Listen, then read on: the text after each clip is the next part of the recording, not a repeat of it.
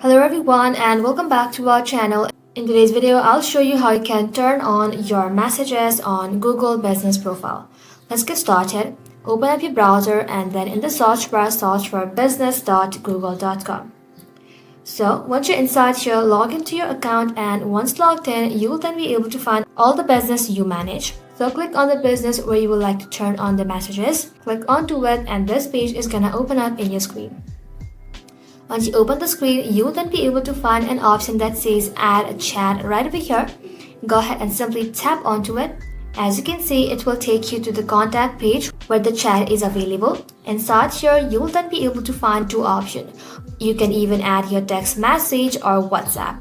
If you select WhatsApp, you'll have to simply copy the URL of your WhatsApp and then paste it right over here. If you select text messages, you need to go ahead and type in your phone number.